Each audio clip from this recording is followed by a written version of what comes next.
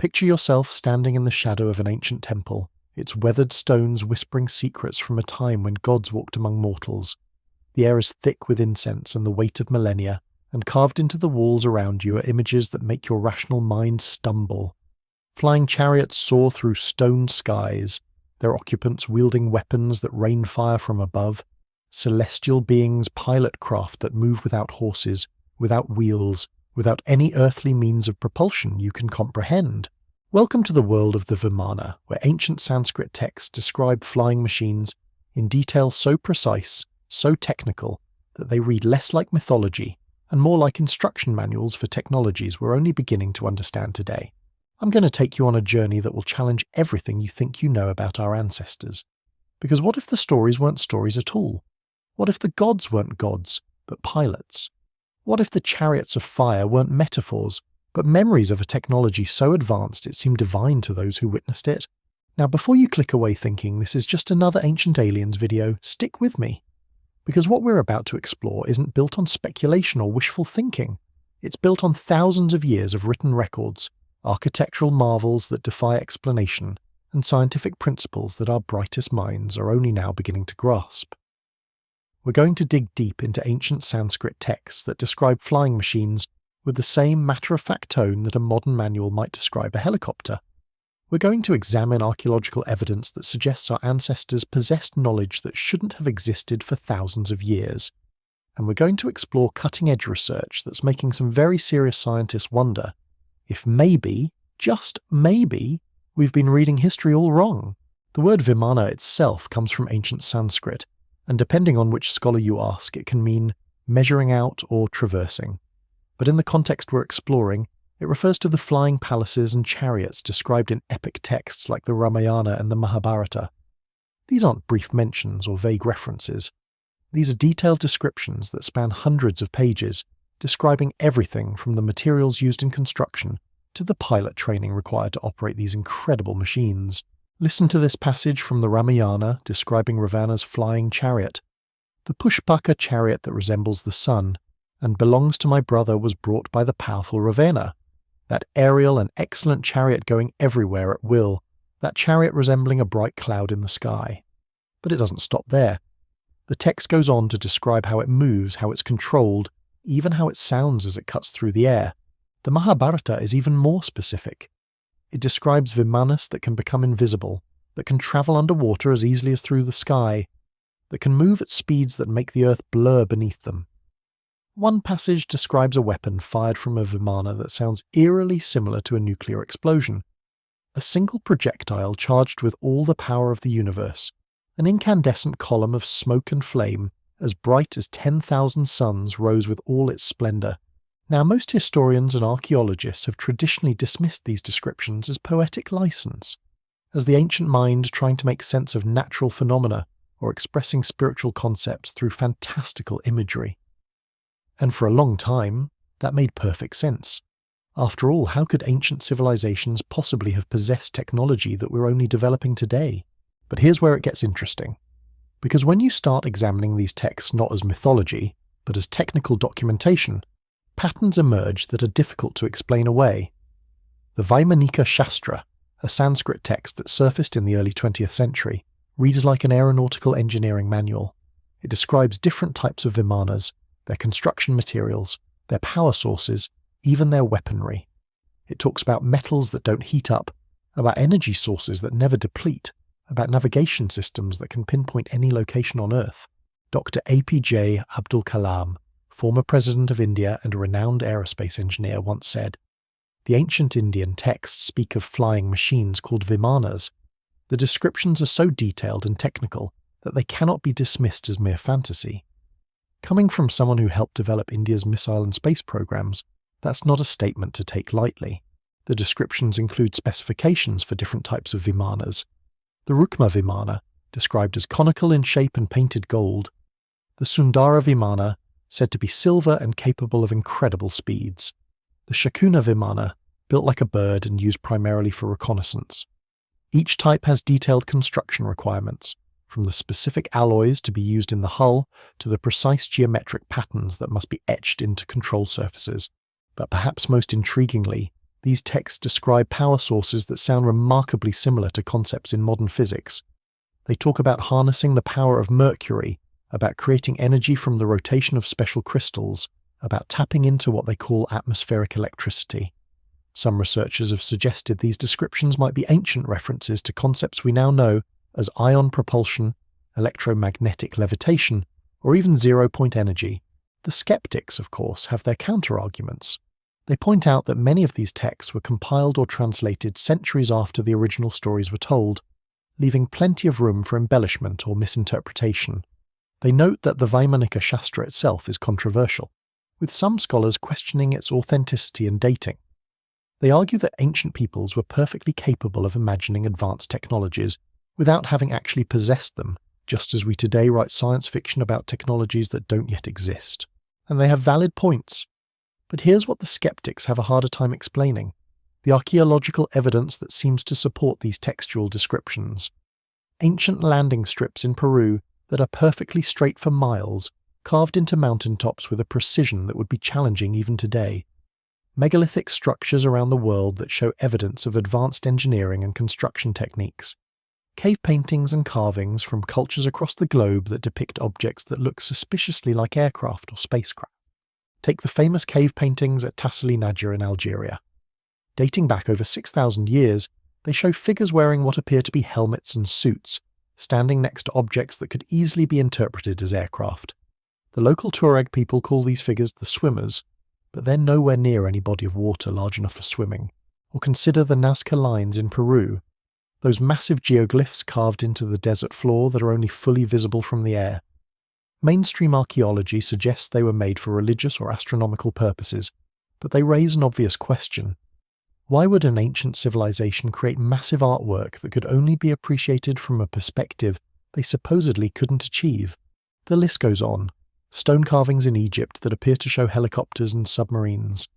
Aboriginal rock art in Australia depicting beings with round helmets and suits descending from the sky.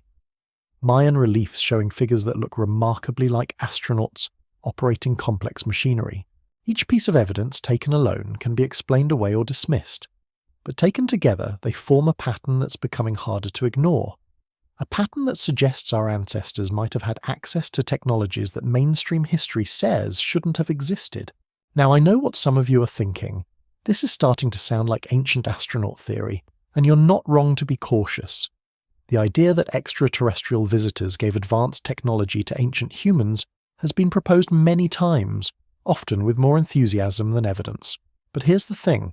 You don't need aliens to explain the Vimanas.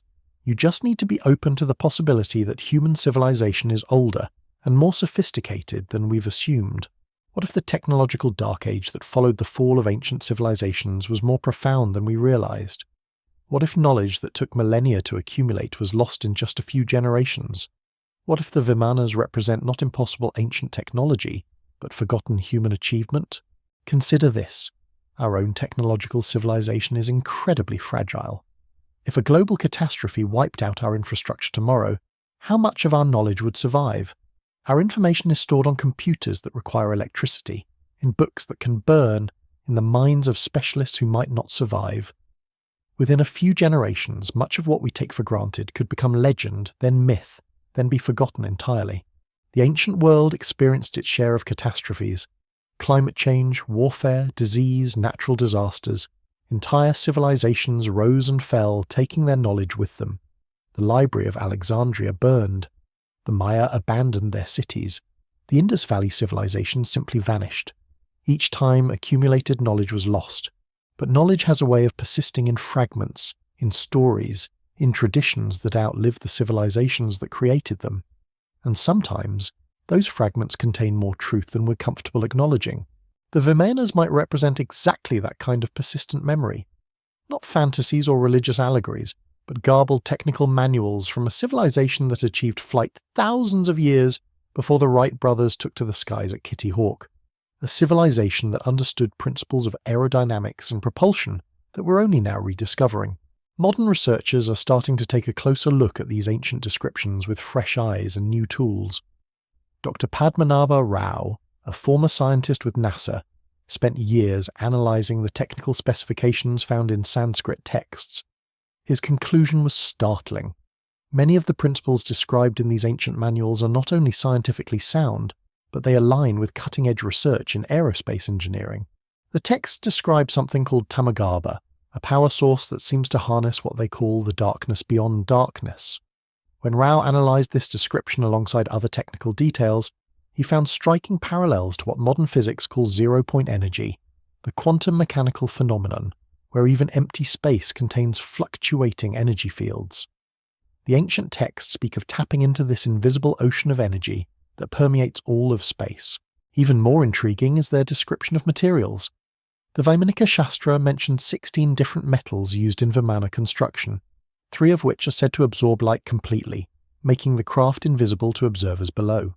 Today we call these metamaterials, artificially structured materials that can manipulate electromagnetic radiation in ways that natural materials cannot. The military applications alone have made this one of the most heavily funded areas of materials research. But here's where it gets really wild.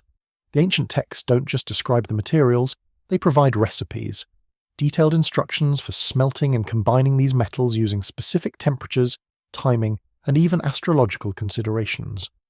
Now, before you roll your eyes at the astrology part, consider this. What we call astrology might have been their way of encoding information about electromagnetic fields, solar radiation, and other environmental factors that could affect metallurgical processes. Dr. Shivka Bapuji Talpade, a Sanskrit scholar and scientist from the late 1800s, actually attempted to build a Vimana based on these ancient instructions. Using traditional materials and techniques described in the texts, he reportedly constructed a flying machine that achieved a brief flight in Mumbai in 1895, 8 years before the Wright brothers. While documentation of this event is limited and disputed, contemporary newspaper accounts and witness testimonies suggest that something extraordinary did indeed take place. The Indian government has taken these possibilities seriously enough to fund research into ancient technologies. The Defence Research and Development Organisation has quietly investigated whether traditional texts might contain viable aerospace concepts. Their findings remain classified, but sources suggest that certain propulsion principles described in Sanskrit texts have shown promise in laboratory testing. Let's talk about mercury for a moment, because it appears repeatedly in Vimana descriptions as a key component of their propulsion systems. Ancient texts describe mercury being activated through specific processes involving heat, rotation, and what they call vital air. Modern science has discovered that mercury, when heated and spun at high speeds in a magnetic field, can indeed produce unusual effects. Some researchers have reported anomalous thrust generation and gravitational shielding effects, though these claims remain controversial and unverified by mainstream science. The late Bruce Cathy, a New Zealand researcher, spent decades analysing global positioning of ancient monuments and found they align with a mathematical grid based on harmonic frequencies and light speeds. His calculations suggested that ancient civilizations possessed sophisticated knowledge of planetary energy grids that could theoretically be used for both power generation and navigation. Vimana texts describe navigation systems that use earth energy and natural magnetic fields, concepts that align remarkably well with Cathy's grid theory. But let's step back and examine this from another angle. If ancient civilizations did possess advanced flight technology, where did it come from? The texts themselves provide some intriguing clues. They speak of a knowledge being passed down from sky beings, or shining ones, descriptions that could refer to anything from extraterrestrial visitors to survivors of an earlier technological civilization. The cyclical nature of time described in Hindu cosmology suggests that civilizations rise and fall in vast cycles, with each age seeing the loss and rediscovery of knowledge. We might be living in what they call the Kali Yuga, the age of darkness and ignorance, slowly climbing back toward the technological heights achieved by our predecessors. Archaeological evidence increasingly supports the idea of sophisticated ancient civilizations. The precision of megalithic construction at sites like Pumapunku in Bolivia, where stone blocks are cut and fitted with tolerances that rival modern machining, suggests the use of advanced tools and techniques. The acoustic properties of ancient structures like the King's Chamber in the Great Pyramid demonstrate knowledge of resonant frequencies and sound manipulation that we're only now beginning to understand. Recent discoveries have pushed back the timeline of human civilization repeatedly. Göbekli Tepe in Turkey, built over 11,000 years ago, required organizational capabilities and engineering knowledge that supposedly didn't exist until thousands of years later. The site's massive stone pillars, some weighing over 20 tons, were quarried, transported and erected with precision that challenges our assumptions about prehistoric capabilities.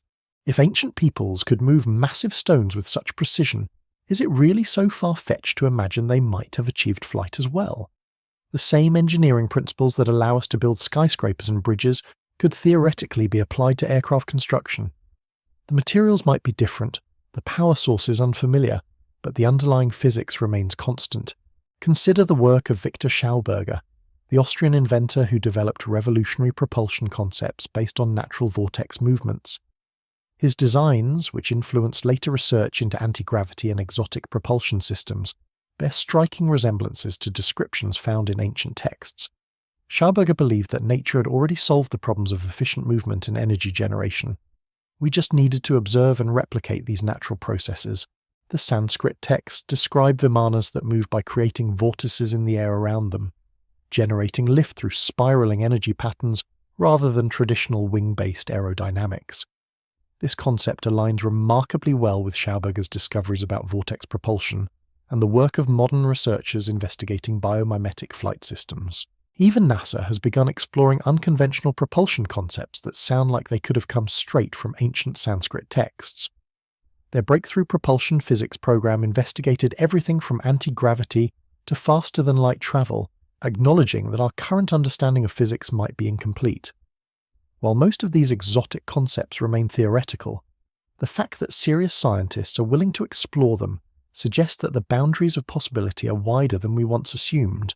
The ancient texts also describe Vimanas capable of interdimensional travel, moving not just through physical space but through what they call subtle realms. Modern quantum physics has revealed that reality is far stranger than our everyday experience suggests, with concepts like parallel dimensions and quantum entanglement challenging our basic assumptions about the nature of space and time. What ancient peoples described as divine realms might actually be their way of understanding quantum mechanical phenomena that we're only now beginning to explore, but perhaps the most compelling evidence comes from the consistency of these accounts across different cultures and time periods. The Vimanas of ancient India aren't unique. Similar descriptions of flying vehicles appear in texts from Egypt, Mesopotamia, China, and the Americas. The macabre of Hebrew mysticism, the flying carpets of Arabian tales, the feathered serpent vehicles of Mesoamerican cultures, all describe aerial craft operated by divine or semi-divine beings. This global distribution suggests either a common source of knowledge or a shared human experience with advanced flight technology. Either possibility challenges conventional historical timelines and opens up fascinating questions about the true scope of ancient human achievement. The implications extend far beyond historical curiosity. If ancient civilizations did possess advanced technologies that were subsequently lost, it suggests that human potential might be far greater than we realize.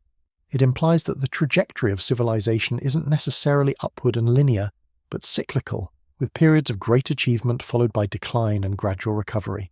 More importantly, it forces us to reconsider what we think we know about the capabilities of our ancestors.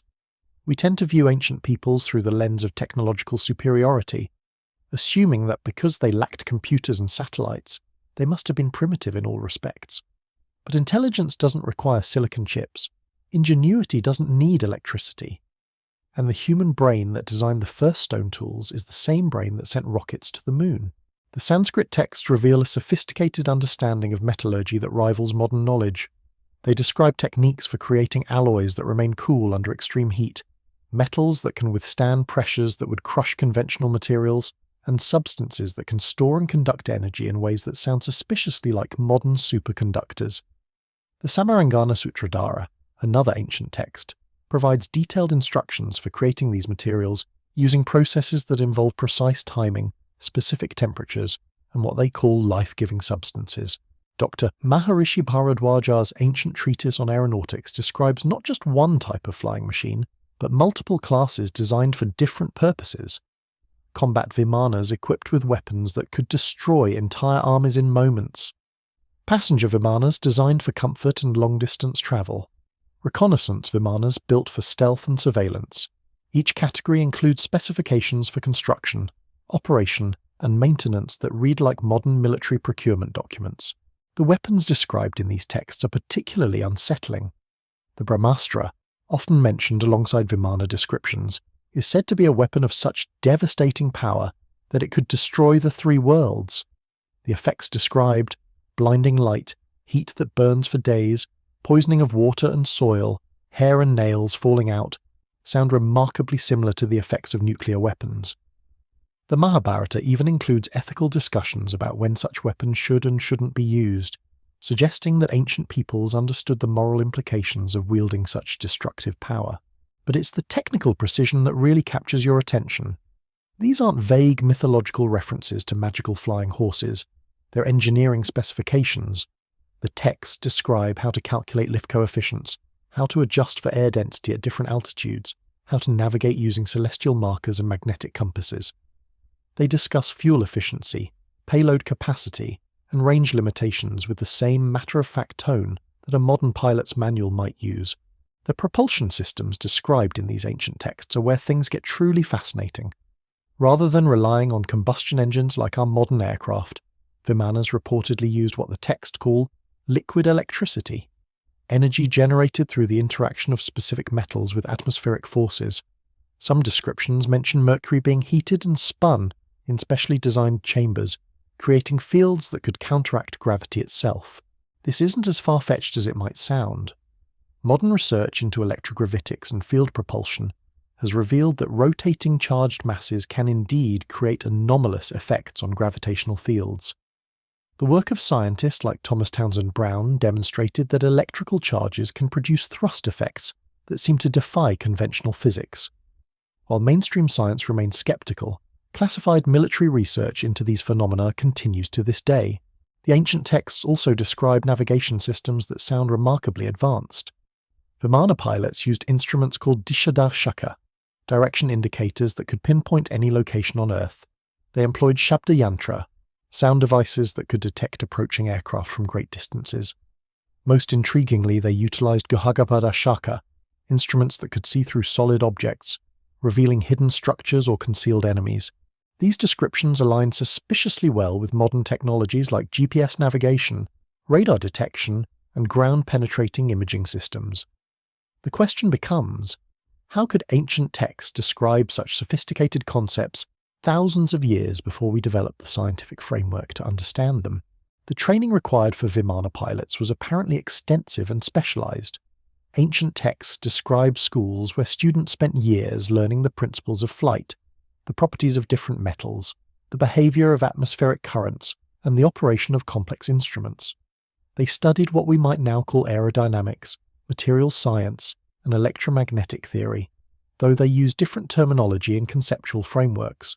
Pilot candidates underwent rigorous physical and mental conditioning. They practiced meditation techniques to maintain calm under extreme conditions, learned to interpret subtle changes in air pressure and magnetic fields, and developed the ability to operate multiple control systems simultaneously. The text suggests that piloting a Vimana required not just technical knowledge, but a deep understanding of natural forces and the ability to work in harmony with them, rather than simply overpowering them through brute force. This holistic approach to technology is perhaps what most distinguishes ancient descriptions from modern engineering. Where we tend to compartmentalize knowledge into separate disciplines, the Vimana texts present an integrated understanding where physics, biology, consciousness, and spirituality all contribute to technological achievement. Pilots weren't just operators, they were craftsmen, scientists, and philosophers combined into a single role. The maintenance procedures described in these texts are equally detailed. Regular inspections of hull integrity, testing of propulsion systems, calibration of navigation instruments, all performed according to strict schedules and procedures. The text even describe troubleshooting guides for common malfunctions and emergency procedures for various crisis scenarios. This level of systematic documentation suggests not just isolated inventions, but mature technologies developed through extensive experience and refinement. Archaeological evidence continues to surface that supports the possibility of ancient flight technology. Elongated skulls found in Peru show characteristics that some researchers interpret as adaptations to high altitude or high speed travel.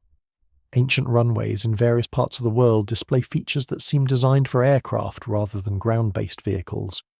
Mysterious concrete-like substances found at certain archaeological sites show properties that conventional materials, science struggles to explain. The famous Saqqara Bird, discovered in an Egyptian tomb and dating back over 2,000 years, displays aerodynamic properties that shouldn't exist in a simple decorative object. Wind tunnel tests have revealed that its proportions and wing angles are optimized for sustained flight, suggesting that its creators understood principles of aviation that weren't officially discovered until the modern era. In Colombia, gold artifacts known as ancient astronaut figures show remarkable similarities to modern fighter jets, complete with what appear to be cockpits, wings, and stabilizing surfaces. While mainstream archaeology classifies these as stylized representations of birds or insects, aviation experts who have examined them note that their proportions and features align more closely with aircraft design principles than biological forms. These physical artifacts, combined with the detailed textual descriptions, create a compelling case that our ancestors possessed knowledge and capabilities that mainstream history has overlooked or dismissed. The question isn't whether ancient peoples were intelligent enough to develop such technologies. Clearly they were. The question is whether we're open-minded enough to recognize the evidence when it's sitting right in front of us. The implications ripple outward in fascinating directions. If ancient civilizations did achieve flight, what happened to this knowledge? Why did it disappear? The texts themselves provide some clues. They speak of great wars that devastated the earth, of knowledge being deliberately hidden to prevent its misuse, of cycles of rise and decline that characterize human civilization. The concept of cyclical time, central to Hindu and Buddhist cosmology, suggests that what we consider linear progress might actually be circular recovery. We might not be advancing toward unprecedented technological heights, but rather climbing back toward capabilities that humanity achieved and lost in previous ages. The Vimanas might represent not impossible ancient technology, but forgotten human achievement waiting to be rediscovered. Modern researchers are beginning to explore whether traditional knowledge systems might contain viable technological concepts. The Indian Institute of Science has initiated projects to decode ancient metallurgical techniques.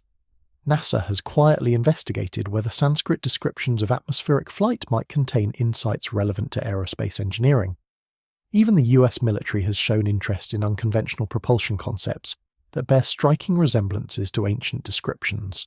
The work of Dr. Richard Boylan and other researchers into advanced aerospace technologies has revealed that classified military projects are exploring propulsion systems that sound remarkably similar to Vimana descriptions. Electrogravitics, field propulsion, and exotic matter manipulation are no longer confined to science fiction. They're areas of serious scientific investigation, even if much of that investigation remains hidden behind walls of government secrecy. But perhaps the most profound implication is what this means for human potential itself. If our ancestors achieved technologies that we're only now beginning to understand, it suggests that human capabilities might be far greater than we assume. It implies that the limitations we accept as natural might actually be self-imposed, that the boundaries of possibility might be much wider than our current paradigms suggest. The Vimana texts don't just describe flying machines, they describe a civilization that had transcended many of the limitations that we consider inevitable. They speak of abundant energy sources, materials that never wear out, transportation systems that could connect any point on Earth within hours. They describe a world where technology served consciousness rather than dominating it, where human potential was developed to its fullest extent. Whether these descriptions represent historical fact or inspired fiction, they offer a vision of what human civilization might become. They challenge us to think beyond the constraints of our current technological paradigms and imagine possibilities that our scientific establishment hasn't yet learned to see. The investigation continues, driven by researchers who refuse to accept that human history is as simple and linear as we've been taught. Each new discovery, each ancient text translated, each archaeological anomaly uncovered adds another piece to a puzzle that grows more complex and fascinating with time. The Vimanas remain enigmas, suspended between history and legend, between possibility and impossibility. They invite us to expand our conception of what ancient peoples might have achieved, to question our assumptions about technological development, and to consider that the story of human civilization might be far stranger and more wonderful than we've dared to imagine. And as we stand on the threshold of our own aerospace revolution, developing technologies that were once confined to the realm of science fiction, perhaps it's time to ask whether we're breaking new ground, or simply rediscovering ancient paths that our predecessors walked thousands of years ago. The deeper we dig into these ancient accounts, the more we encounter descriptions that shouldn't exist in texts, written thousands of years before modern physics was even conceived.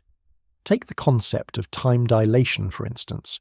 Einstein's theory of relativity revealed that time moves differently at high speeds and in strong gravitational fields. Yet ancient Sanskrit texts describe Vimana pilots experiencing exactly this phenomenon.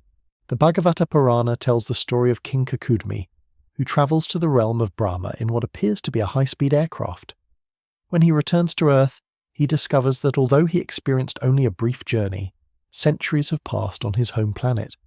His daughter has aged beyond recognition, and the civilization he left behind has completely transformed. This isn't poetic metaphor about the fleeting nature of time. This is a precise description of relativistic time effects that wouldn't be understood by Western science until the early 20th century. The mathematical precision found in these texts is equally startling. The Surya Siddhanta, an ancient astronomical treatise that also contains references to aerial vehicles, calculates the speed of light as 186,000 miles per second. Modern science puts the figure at 186,882 miles per second. That's an accuracy of 99.85%, achieved without any of the sophisticated instruments we consider necessary for such measurements. But here's what really makes your mind reel. These ancient calculations weren't just lucky guesses or rough approximations. They were embedded within larger systems of knowledge that demonstrate a comprehensive understanding of physics, astronomy, and engineering that rivals our own. The texts describe how light behaves differently at various altitudes, how electromagnetic fields interact with matter, and how gravitational forces can be manipulated through controlled rotation and specific material configurations. Dr. Subhash Kak, a computer scientist at Oklahoma State University, has spent decades analyzing the mathematical and scientific content of ancient Sanskrit texts. His findings suggest that these civilizations possessed knowledge that was not only advanced, but systematically organized in ways that indicate formal scientific methodology. They weren't just observing natural phenomena and making wild guesses. They were conducting experiments, testing hypotheses, and building upon accumulated knowledge in ways that mirror modern scientific practice. The precision extends to metallurgical knowledge that defies easy explanation. Ancient texts describe the creation of metals that remain cool to the touch, even when heated to extreme temperatures, alloys that become stronger under stress rather than weaker, and substances that can store electrical energy indefinitely. The Rasaratna Samukaya provides detailed recipes for creating these materials, including specific temperatures, timing sequences, and even the phases of the moon under which certain processes should be performed. Modern material science has discovered that many traditional techniques dismissed as superstition actually have solid scientific foundations. The timing of metallurgical processes according to lunar cycles, for example, correlates with documented variations in Earth's magnetic field that can affect how metals crystallize and bond. What appeared to be mystical nonsense turns out to be sophisticated awareness of subtle environmental factors that influence material properties. The weapons described alongside Vimana technology are particularly disturbing in their modern parallels. The Narayanaastra is described as a weapon that releases thousands of projectiles simultaneously, each one seeking its target with unerring accuracy. Sound familiar? It's essentially a description of modern smart munitions and swarm weaponry that military contractors are developing today. The Brahmastra, meanwhile, produces effects that mirror nuclear weapons so closely that some researchers have suggested it might have been exactly that. J. Robert Oppenheimer, the father of the atomic bomb, was famously well versed in Sanskrit literature. When he witnessed the first nuclear test at Trinity Site in 1945, his immediate response was to quote the Bhagavad Gita, "Now I am become death, destroyer of worlds." But that wasn't his only reference to ancient texts. In later interviews, Oppenheimer acknowledged that the descriptions of divine weapons in Sanskrit literature bore uncomfortable resemblances to the atomic weapons he had helped create. The environmental descriptions accompanying these ancient weapons are equally unsettling. Texts speak of lands rendered barren for generations, of water that becomes poison, of animals born with deformities, and of a mysterious sickness that causes hair and teeth to fall out. Archaeological evidence from certain regions of India and Pakistan reveals areas with unusually high levels of radiation and glass-like substances that appear to have been created by intense heat, similar to the trinitite found at nuclear test sites. The city of Mohenjo-Daro in Pakistan presents particularly intriguing evidence. When archaeologists first excavated the site, they found skeletons scattered in the streets, many showing signs of sudden death. The positions of the bodies suggested people had been going about their daily activities when something catastrophic occurred. More mysteriously, many of the skeletons showed levels of radiation comparable to those found at Hiroshima and Nagasaki. The city itself shows evidence of intense heat that vitrified brick and stone, creating glass-like substances that typically require temperatures exceeding 1500 degrees Celsius. But let's step back from weapons and warfare to consider the peaceful applications of Vimana technology described in these texts. Ancient accounts speak of aerial vehicles used for exploration, transportation, and communication across vast distances. They describe a global civilization connected by air travel, where knowledge and culture could be shared instantly across continents. Messages could be transmitted through the air using devices that sound remarkably similar to radio communication, and goods could be transported anywhere on Earth within days. The social implications of such technology would have been profound. Ancient texts suggest that Vimana technology was not widely distributed, but controlled by a priestly or royal class who understood its power and potential for abuse. The Mahabharata contains extensive discussions about the ethics of using advanced weapons, the responsibilities that come with powerful technology, and the dangers of allowing such knowledge to fall into the wrong hands. These aren't the concerns of a primitive society making up stories about flying gods. These are the sophisticated ethical deliberations of a civilization that had actually grappled with the implications of advanced technology. The training programs described for Vimana operators reveal a level of educational sophistication that challenges our assumptions about ancient learning. Students spent years mastering not just the technical aspects of flight, but the philosophical and ethical dimensions of wielding such power. They studied what we might now call systems theory, understanding how their actions could ripple through complex networks of cause and effect. They learned to see themselves not as masters of technology, but as servants of a larger cosmic order that demanded wisdom and restraint. This holistic approach to technological education stands in stark contrast to our modern tendency to compartmentalize knowledge. Ancient Vimana pilots were expected to be engineers, philosophers, healers, and spiritual teachers all at once. They understood that true mastery required not just technical competence, but moral development and cosmic awareness. The technology itself was seen as inseparable from consciousness, requiring operators who had achieved certain levels of mental and spiritual development. The power sources described for these ancient aircraft continue to perplex modern researchers. Beyond the mercury-based systems mentioned earlier, texts describe Vimanas powered by crystalline structures that could harness what they called cosmic energy. These crystals were apparently grown rather than mined, using processes that involved sound frequencies, specific geometric arrangements, and what the texts call life force manipulation. Modern research into crystal technologies has revealed that certain crystalline structures can indeed store and amplify energy in remarkable ways. Piezoelectric crystals generate electricity when subjected to pressure or vibration. Photovoltaic crystals convert light energy directly into electrical current. Some researchers have suggested that ancient civilizations might have developed crystal technologies that we're only beginning to rediscover. The geometric principles underlying Vimana construction reveal mathematical knowledge that was supposedly unknown to ancient peoples. The texts describe hull designs based on complex three-dimensional geometries that optimize airflow and minimize energy consumption. These shapes, when analyzed using modern computational fluid dynamics, prove to be remarkably efficient for atmospheric flight. The proportions and angles specified in ancient blueprints align with mathematical constants like the golden ratio and pi in ways that suggest deep understanding of harmonic principles and natural law. Dr. Padmanabha Rao's analysis of these geometric specifications revealed something extraordinary.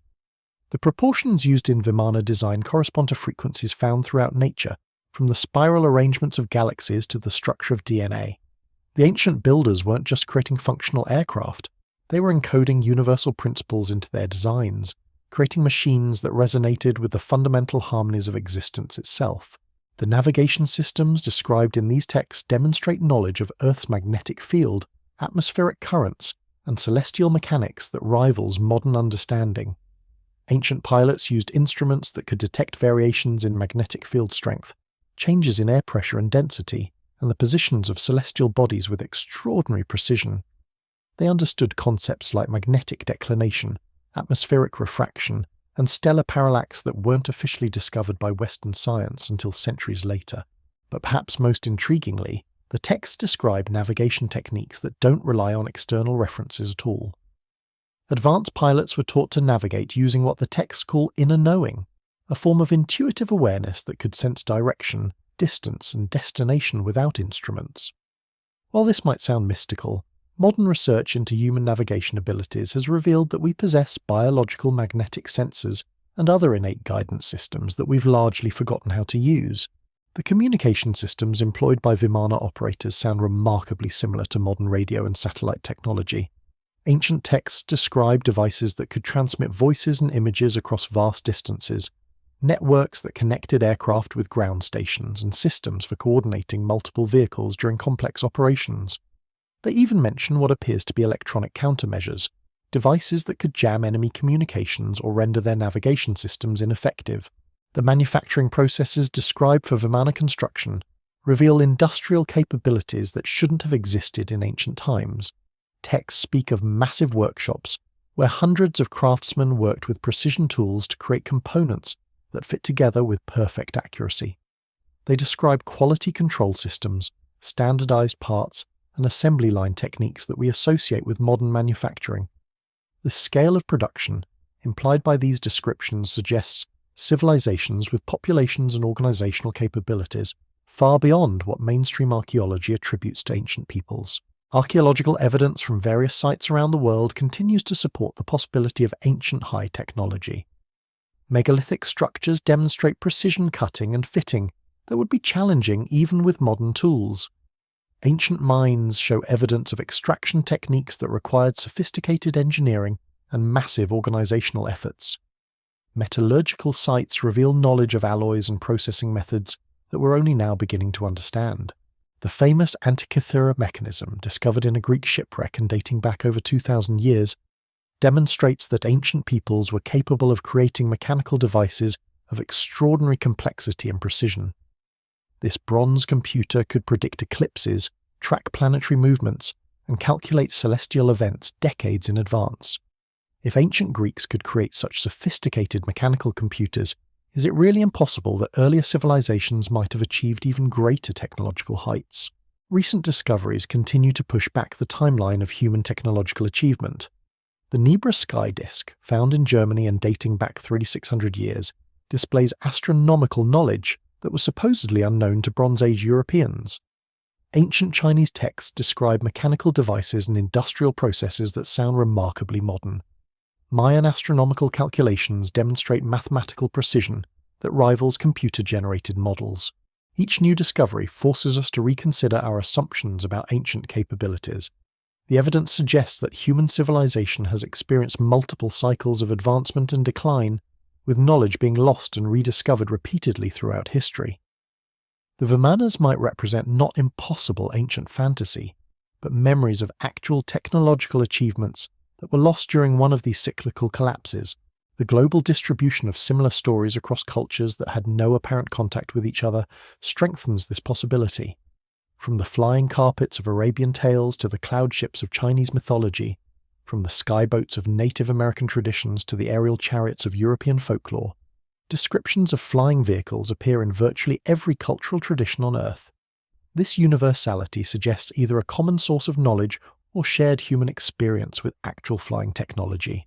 Modern military and aerospace research has begun investigating concepts that sound like they came directly from ancient texts. The US military's research into electrogravitics, field propulsion, and exotic matter manipulation echoes descriptions found in Sanskrit literature.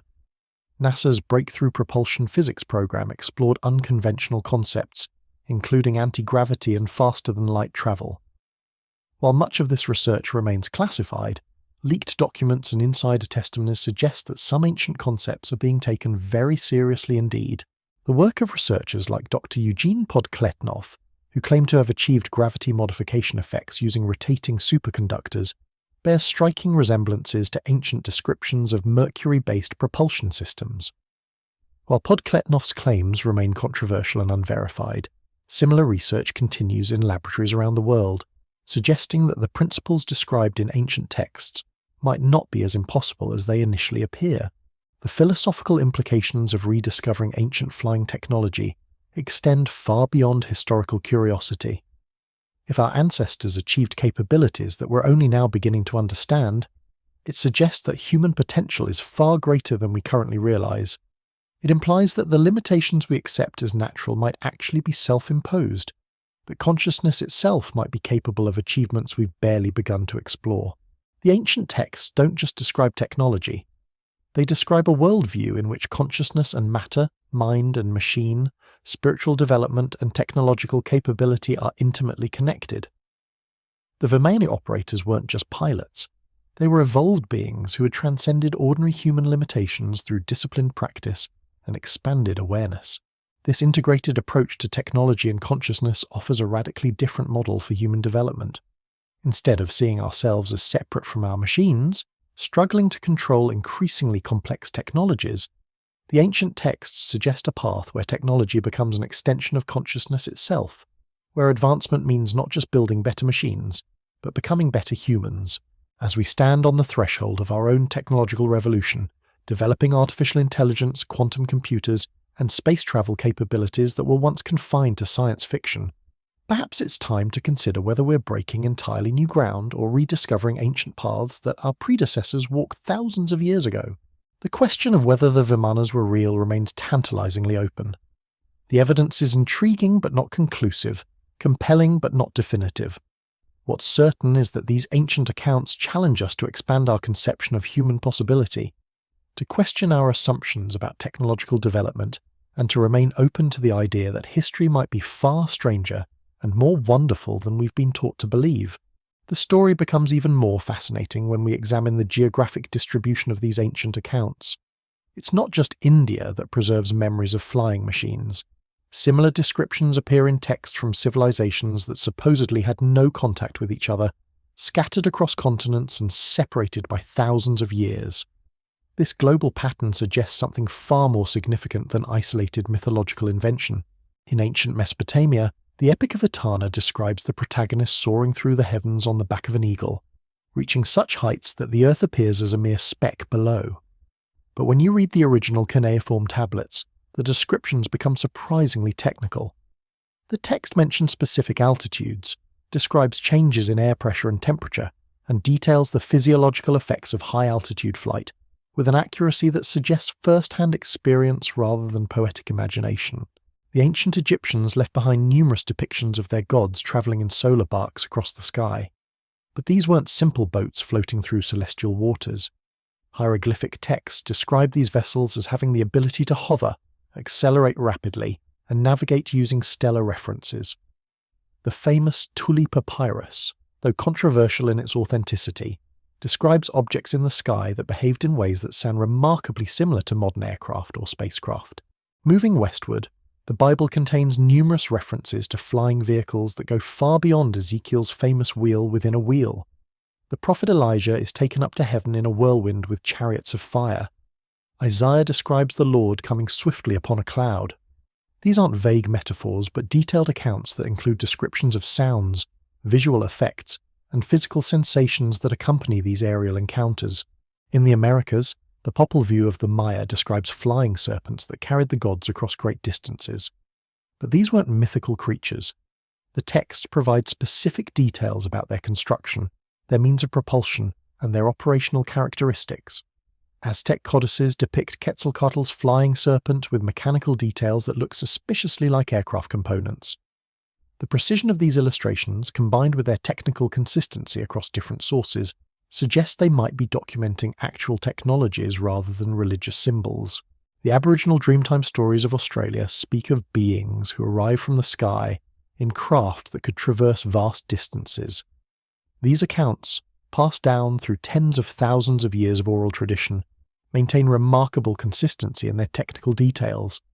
The sky beings are described as teaching various technologies to early humans, including methods for working metal, creating fire, and navigating by the stars. Even Norse mythology contains references to flying vehicles that sound more technological than magical. The god Freyr possesses a ship that can travel through air and water with equal ease, always finding favourable winds. Thor's chariot, pulled by flying goats, demonstrates characteristics that modern aerospace engineers would recognise as advanced propulsion concepts. These weren't simple fantasy constructs, but detailed descriptions that maintain internal consistency and technical plausibility. The consistency of these global accounts becomes even more remarkable when you consider the specific technical details they share. Across cultures and continents, these ancient flying vehicles are described as producing similar sounds, creating similar visual effects, and demonstrating similar capabilities. They generate powerful winds during takeoff and landing. They emit bright lights that can be seen from great distances. They move with speeds that make the landscape blur beneath them. But perhaps most intriguingly, these global accounts often describe the same operational limitations and challenges. Ancient texts from India, Egypt, and the Americas all mention the difficulty of operating these vehicles during certain weather conditions, the need for skilled pilots with extensive training, and the dangers associated with their misuse. These aren't the random variations you'd expect from independent mythological traditions. They're the consistent details you'd find in technical manuals describing real technologies. The archaeological evidence supporting these global accounts continues to accumulate. In Peru, the Nazca Lines represent just one example of ancient runway-like structures that seem designed for aerial observation or aircraft operations. Similar linear features have been discovered in Chile, Bolivia, and other parts of South America, often associated with sites that show evidence of advanced engineering and construction techniques. In China, ancient texts describe flying dragons that sound remarkably similar to aircraft when you strip away the mythological language. The dragons are said to require specific materials for their construction, skilled operators for their control, and regular maintenance to keep them functional. Archaeological sites in remote parts of China have yielded artifacts that some researchers interpret as components of these ancient flying machines. Though mainstream archaeology classifies them as religious or ceremonial objects, the island cultures of the Pacific preserve stories of gods and heroes who travel between islands in flying canoes or skyboats. These accounts often include navigational details that demonstrate sophisticated knowledge of ocean currents, weather patterns, and stellar navigation. The precision of these descriptions suggests that ancient Pacific islanders possessed not just advanced seafaring capabilities, but possibly aerial reconnaissance as well. Recent discoveries in remote parts of the world continue to challenge our assumptions about ancient technological capabilities. In the Amazon rainforest, LiDAR surveys have revealed massive geometric earthworks that are only visible from the air.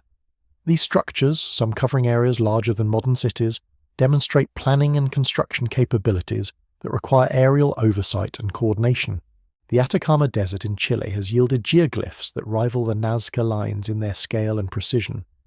Many of these figures are only comprehensible when viewed from altitudes of several thousand feet, raising obvious questions about how ancient peoples could have created artwork designed for aerial observation. The geometric precision of these works suggests the use of sophisticated surveying and construction techniques that we're only now beginning to understand.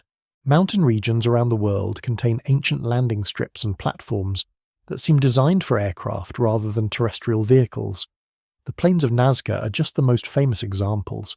Similar features exist in the Andes, the Himalayas, the mountains of Central Asia, and other high-altitude locations where the thin air and open spaces would be ideal for aircraft operations. The metallurgical evidence is equally compelling. Ancient sites around the world have yielded metal artifacts with compositions and properties that challenge our understanding of prehistoric capabilities. Alloys that shouldn't exist using traditional smelting techniques. Metals with crystalline structures that require precise temperature control and atmospheric conditions. Materials that demonstrate knowledge of chemistry and physics that wasn't supposed to exist for thousands of years. The Damascus steel of medieval Islamic civilization represents just one example of advanced metallurgy that we've struggled to replicate using modern techniques. The legendary sharpness and flexibility of these blades resulted from microscopic structures that we can observe but still don't fully understand. If medieval craftsmen could achieve such sophisticated results, what might their ancient predecessors have accomplished? Recent analysis of ancient copper mines in various parts of the world has revealed extraction and processing techniques that required industrial-scale operations.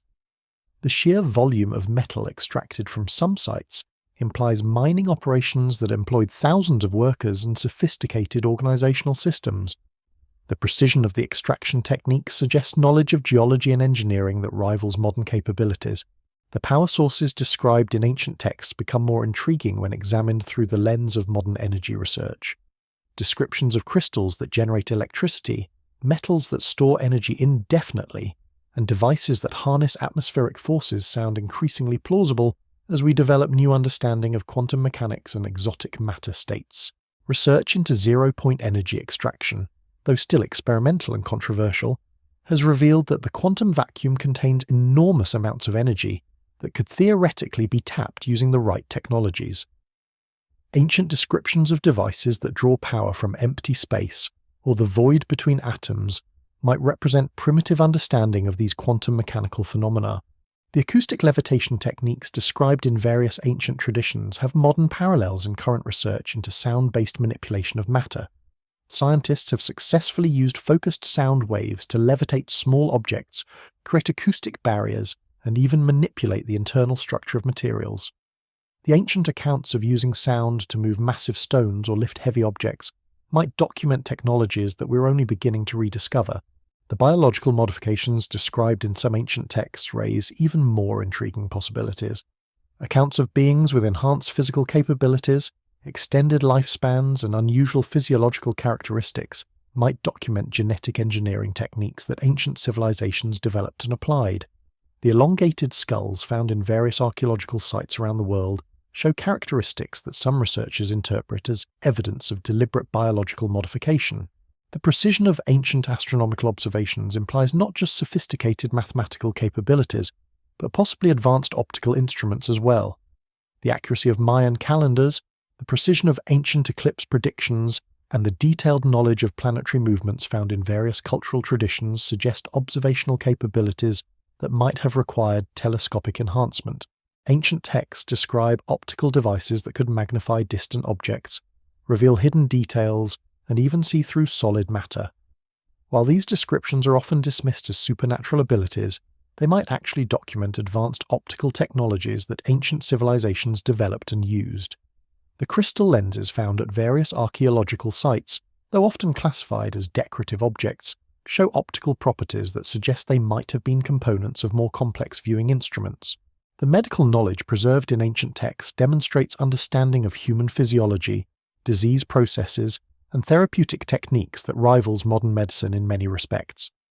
Ancient surgical procedures described in Sanskrit texts include operations on the brain, heart, and other vital organs using techniques that we've only recently redeveloped.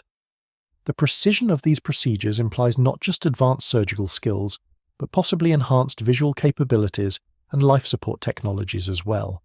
The preservation techniques used by ancient civilizations to maintain their knowledge through periods of cultural collapse and recovery demonstrate sophisticated understanding of information storage and retrieval.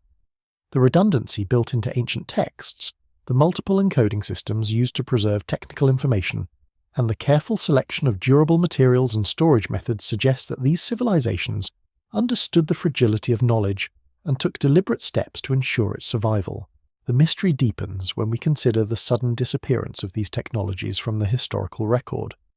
Ancient texts suggest that the knowledge was deliberately concealed or restricted to prevent its misuse.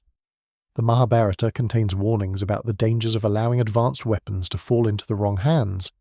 Egyptian texts describe the sealing away of certain technologies after they were used destructively. This pattern of deliberate concealment might explain why archaeological evidence of ancient high technology is so fragmentary and difficult to interpret.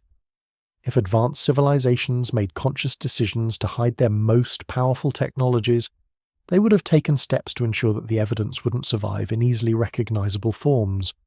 Knowledge might have been encoded in symbolic systems, buried in secure locations, or passed down through restricted oral traditions that eventually died out.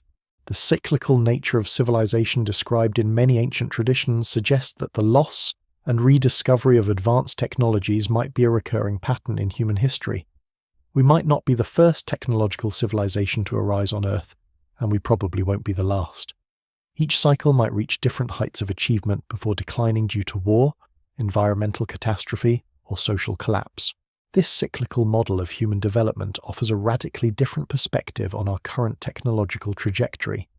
Instead of seeing ourselves as the first civilization to achieve flight, space travel, and advanced computing, we might be recovering capabilities that our predecessors possessed and lost. The rapid pace of our recent technological development might reflect not unprecedented human achievement, but the acceleration that occurs when rediscovering knowledge that existed before. The implications for our future are both inspiring and sobering. If ancient civilizations achieved technologies that we're only now beginning to understand, it suggests that human potential is far greater than we currently realize.